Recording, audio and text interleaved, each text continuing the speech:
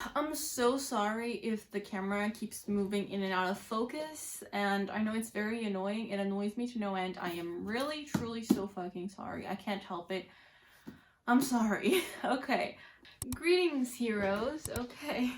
Today, I am bringing to you, to the comfort of your own home, a February wrap-up, which I haven't ever done because I've never read enough to do a wrap-up. So today, so I read a couple of books, two of which I finished today, and one of which I haven't finished yet, but I'm pretty sure I'm gonna finish today as well. And I'm recording on the 1st of March, by the way, so those three should count as March reads, but like, let's just squeeze them in here because I started them like yesterday or something. Now, one of them I started today. So like, there's nothing. It's fine. So I don't know how many books I read. I think I read 9 books. I think. I'm not entirely sure, but I think I read 9 books, and I'm excited to get them to you right now. So I think I'm going to list them by rating. I start with the 3 stars, going up to 4 stars, and I have 2 5-star reads, and I'm excited. So I don't know which one I'm gonna start with. Just give me a moment.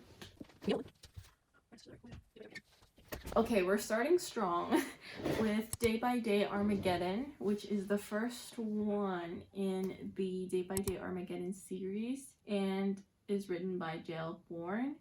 These books are zombie apocalypse books, so I read the first one because I want to get my brain used to reading in audiobooks, because a lot of the books that I want to read I can't acquire because they're too expensive and I don't really have the money, the time, and the effort to do that. So audiobooks are very nice to get into, I guess, and they're better, and as well as like I can read basically anywhere if I'm listening to an audiobook. So like right now I finished an audiobook that was like a couple of hours long. It wasn't very long. I finished it like today because I started today as well.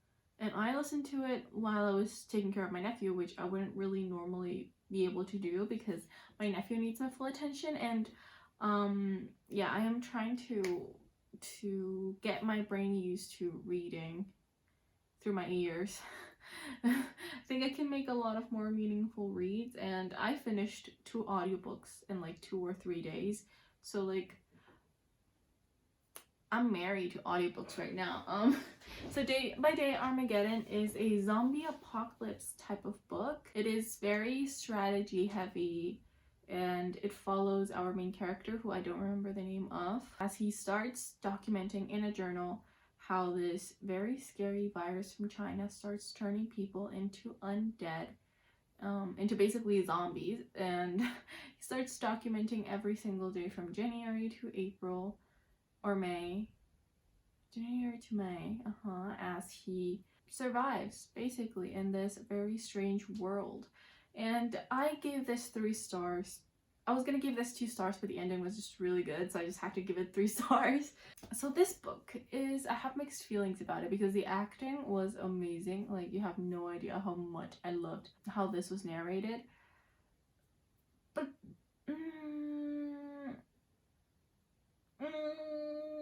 it just reeks of testosterone. This book reeks of testosterone. It's not funny. I mean, it is, but first things first, our main character is like not likable at all. He's super conceited. He's just kind of, I don't know, he's so unlikable in a straight white male kind of way. He's just like not it. I think I have to get this out of the way that he's a gun enthusiast. Well, I mean, he's a Navy guy, I think. Yeah, he's in the Navy, and so he is a gun enthusiast. But I mean, when the apocalypse is starting and nobody knows this is an apocalypse, it's just like people are getting sick in China, and like 1 or 2 people got sick in the United States, and he goes out to buy like 1,000 rounds for his gun, and the salesmen don't want to sell that many to him, and he kind of complains about that in his diary. And it's just like so funny to me how like people with guns, just how could he get angry for somebody not wanting to sell him 1,000 rounds? And like, I mean, maybe that's not a lot, but I come from a country where guns are very scary, prohibited, and are only used by narcs. those are killing machines, and like I wouldn't imagine getting 1,000 runs for a gun. Okay, that's out of the way. There's also this one aspect, like in the middle of the book, I think somewhere in the middle of the book, he encounters a girl, and I love how this guy is just like infuriated. He hates the dead. He calls them all kinds of names. Profanity is in that spectrum of a lot of names, you know, he calls them fucker, motherfucker, the undead, fucking disgusting. You know, he's just very infuriated by them, and this girl might as well be dead. I mean, she's not dead, spoiler, she's not dead, but like, she might as well be dead, and he thinks he's like, yeah, she might be dead. He doesn't know if she's dead or if she's like one of the ghouls and stuff, and he's just like, she's an attractive young woman in her early 20s, and I'm like, okay, now I get that she's gonna be the main love interest, and that's just, I don't know why it bothers me so much. It's just, it's funny. It's really funny. It doesn't bother me, but it's just so funny how his character is that two-dimensional. Okay, I do like his relationship with his family. I think those were well explained and stuff, but like,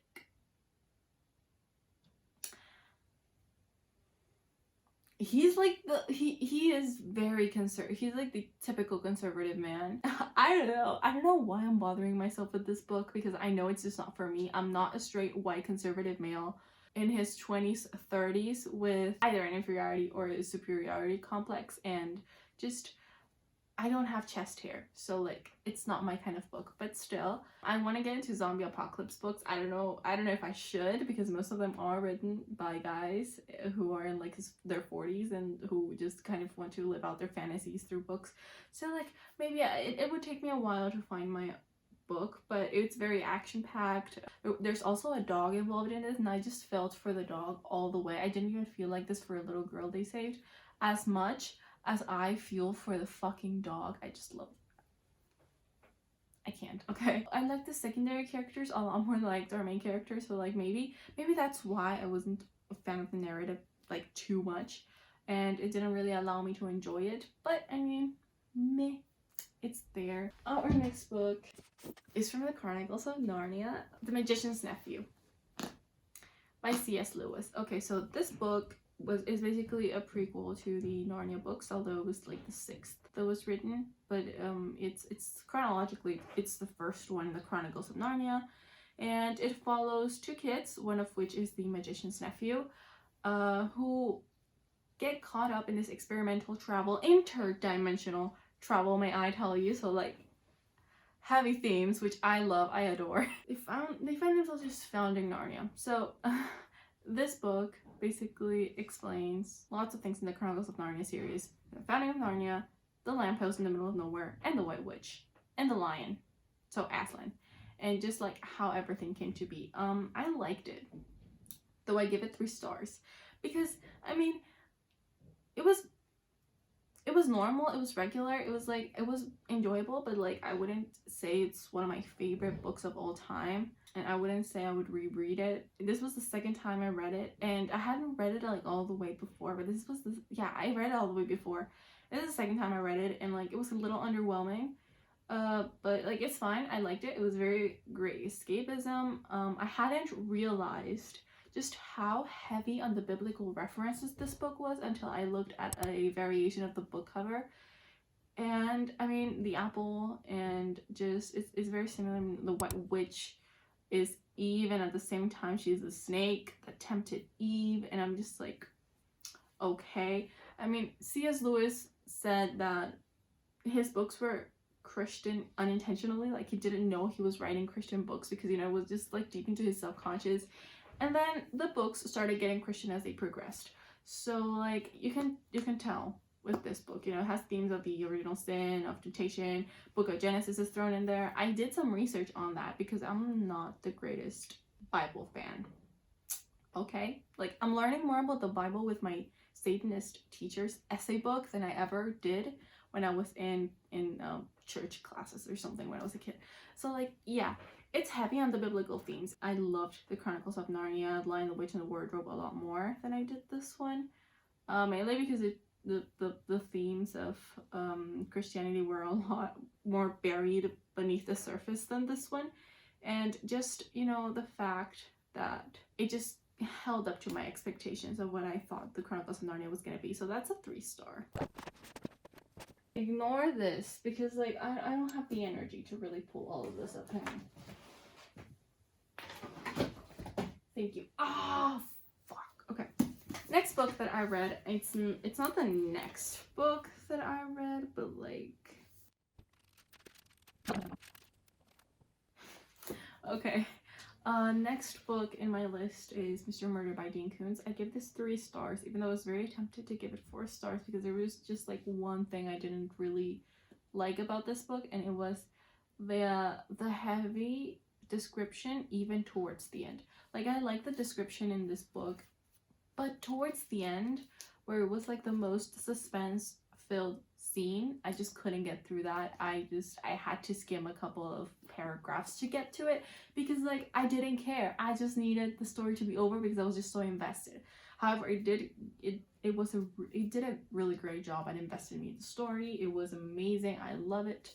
So this book follows Martin Stillwater, who is a mystery novelist and a father of 2 beautiful daughters and a husband, and he is reaching an all-time high with his suspense novels. You know, he's getting his first best-selling hardcover, and he's living a happy life until an intruder comes to his house one day and claims that Martin stole his life and his happiness, and just like he's the imposter. Okay, so the police think that this was a figment of Martin's very wild imagination. However, the family is forced to take these threats seriously, and they run for their lives with the intruder trailing close behind. Mr. Murder is a good suspense mystery thriller novel. I liked it. Dean Koontz is I think one of the most emblematic suspense thriller novelists of the United States, I believe. I think this is the UK cover. It was really good. I don't regret ever buying this book. I DNF'd it when I first read it because I wasn't ready for it, but I picked it up again this year, and the day that I picked it up I finished it. So you can tell it's just really good. There's some world building elements weaved into this because, you know, this thriller is an urban thriller. It's just realistic. It's set in the real world. However, there's just like a couple of things that are unique to this story and in the world that the story is taking place in, and I just fucking adore it. I don't know, it's good. It's really good. I rated it 3 stars because a thriller is not necessarily something I would go for immediately, and I don't have a standard to compare it to, but this is definitely a book that I'm going to be comparing other books to, and it's just really, I don't know, I loved it. I liked it, and I think it's great. Next book in the list, which is ironically the first book that I read for this month, is The Bonfire, the Vanities by Tom Wolfe, and this is a book that follows 3 main characters. So first of all, Sherman McCoy, who is a wasp bond salesman, and he's just really fucking rich. Then there's Larry Kramer, who is an assistant district attorney in the Bronx, and he's just so tired of sending the same people to the Slimer every single day. And by the same people, I mean non-white folks. And then there is this guy. I don't know what his name is. I have no idea what his name is. Peter Fallow. And then there's Peter Fallow, who is a British novelist who comes to New York to pursue a journaling career because his life has spiraled out of his control. He's like an alcoholic and stuff, and he just lives a social lifestyle that he's not able to afford. And these 3 stories weave together because Sherman McCoy runs over a black kid in the Bronx with his mistress in the car. And this just spirals into a drama that is parts satire, political, dramatic, racial. You know, this is just it's a contemporary classic, and it is the 1980s novel. It's been described like that a lot, and it is one of the best novels of the 20th century. So if you're looking for a good read, you should definitely have this. Tom Wolfe has written a lot more books, but this is I think it's his only instant bestseller. It was first run in serials, Charles Dickens style, for the Rolling Stone magazine, I think. I'm not sure. I'm pretty sure that's the magazine. This is also the UK cover. I bought this secondhand, but this is also the UK edition, and you can tell because this is so fucking beautiful, and the American cover is just fucking ugly. All of the American covers are really fucking ugly. This is beautiful. And anyway, I loved this. It was heavy. I mean, it was heavy. It felt heavy as I was reading it, but I just kind of breezed through it as well. Like, it felt heavy because I just couldn't seem to finish it. Like, I read and read and read and I couldn't finish it. But when I read, I just read a fucking ton because I was getting sucked into the story and I was reading and reading and reading and reading. But I couldn't seem to finish it. It was just like endless. It was a fucking endless book, and I can't get that. It's like 700 pages long. But it's so fucking good. I swear to God. Sorry, it's Satan, because Satan is God. The sun is God. But I just love this so much. It's so good. And I gave it 3 stars instead of the 4 stars that I wanted to give it. I wanted to give it 5 stars, and then I regressed into 4 stars, and then 3 stars. And now I'm considering changing it to 4 stars because I loved it. But it was just too much. It was too heavy. Too heavy. Like, I seriously had to take a long time to finish it. I read it all through January and a little bit into February, and I couldn't finish it. But still, the experience was amazing. I wouldn't change it for anything. So yeah, I think it's gonna be a 4-star rating for me. So this is the first 4-star rating. This was gonna be the last 3-star, but now it's a 4-star. Now it's the 4-star. Okay. No. Next book I read, which is the last audiobook. So it's the audiobook that I started today and finished today. The Setup by Falguni Kathari. Okay, it's a novella. It's a romance novella. It's a rom-com novella. And it is about this girl whose name I forgot. It's about this girl, and she comes back from work one day to her grandfather, who gives her an offer to set her up for 3 dates. Now, she is originally opposed to this idea because she doesn't want an arranged marriage. She wants to find love and to marry for love, just like her parents did. And, well, she still accepts because she wants to see her grandfather happy. But she is determined to make these dates an entire fiasco so that she doesn't have to go back to that again. However, the main guy is just a fucking heartthrob. So, feels ensue. It was very good. I loved the voice acting. Fucking terrific. I loved it. And it was a rom-com, and I'm a fucking sucker for rom-coms. They don't have to be good for them to be great for me. So I give it 4 stars, and I just fucking warmed my heart. There's a lot of food, there's a lot of music, I had a blast. I had a blast. However, during one scene, I think it was their second date, they went to this nightclub, I think. Yeah, they went to this nightclub, and there was like, people were smoking pot. And at one point, she doesn't feel delirious, but she starts saying things that she wouldn't normally say. And she says that it's because of her pot-infused brain.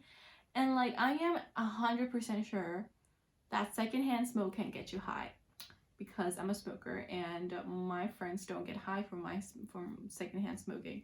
And it's just impossible. I'm pretty sure it's impossible. It's not like cigarettes, it's not like nicotine, that secondhand smoke is more dangerous than actually inhaling it. And I've kissed people just after smoking, and like, it's totally safe. I'm pretty sure. If I find something that disproves me, I'll put it in the video, but like,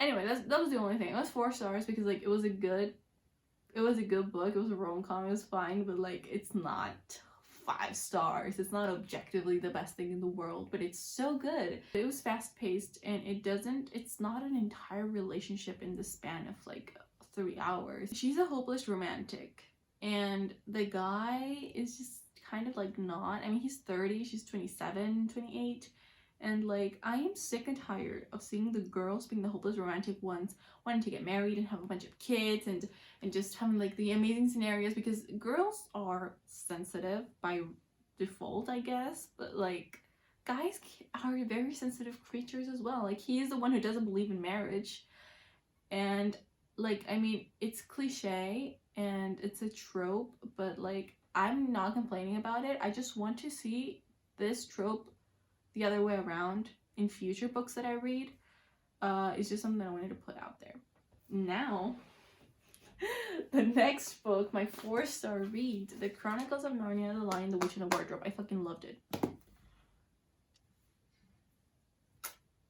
I have something written in my reading journal about it. I am so fucking sure, but I don't remember what it is, and I don't want to get it because I'm too lazy. Actually, I'll go get it and I'll go eat.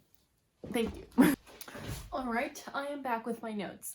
Of course, the Christian themes are still there. Sons of Adam, daughters of Eve, which means that the fact that God exists is part of the mythology of this of the Chronicles of Narnia. So we live in a Christian cosmological world, basically. Of course, the Christian themes are not very present in here because, of course, it's a kid's book. It's at its core, its purpose is to entertain a kid. So of course there's not going to be like the boring Christianity topics. It's just, but Aslan is a Jesus Christ kind of character, and I did research that. I thought he was like God, but no, he's a character who's more resembling of Jesus Christ, especially during one of the high scenes, which I sobbed. I fucking bawled my eyes out even though I knew what was coming. I remember when I was a kid, I was also like, it was very disturbing and weirdly fascinating. You know, the scene in the movie, and just seeing it over here, I just kind of, oh my god. Poor fucking Aslan. Poor Aslan. I fucking love that kid. Well, he's not a kid, but you know what I mean. And of course, the ending is fucking funny and nice, and I loved it. So I want to read to you a sample because I fucking love this book. The ride was perhaps the most wonderful thing that happened to them in Narnia. Have you ever had a gallop on a horse? Think of that, and then take away the heavy noise of the hooves and the jingle of the bits, and imagine instead the almost noiseless padding of the great paws. Then imagine instead of the black or gray or chestnut back of the horse, the soft roughness of golden fur, and the mane flying back in the wind. And then imagine you are going about twice as fast as the fastest racehorse. But this is a mount that doesn't need to be guided and never grows tired. He rushes on, never missing his footing, never hesitating, threading his way with perfect skill between tree trunks, jumping over bush and briar and smaller streams, wading the larger, swimming the largest of all.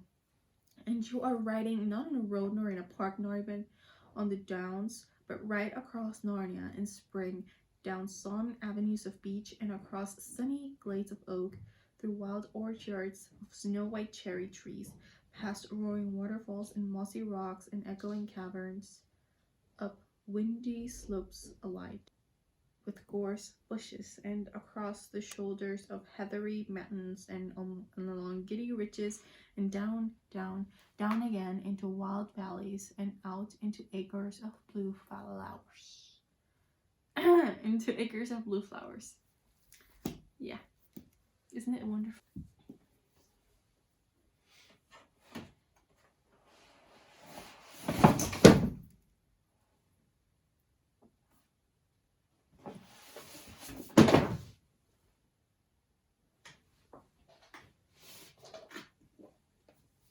I'm taking that out later because I can right now. It's gonna be easier to get out than I thought. Then we have this graphic novel called Ichiro by Ryan Inzana. This is the only graphic novel I read this year. And this is a book that illustrates the journey, see what I did there? The journey of Ichiro, a young boy whose American father died in the war a long time ago. And his Japanese mother has decided that they have to go to Japan because they both have to reconnect with her side of the family, with her father, with Ichiro's grandfather. And so this journey becomes an adventure when a creature pulls Ichiro down a hole, and then he finds himself in the realm of the gods and of the dead. So now he has to go back home, and he will learn important lessons along the way.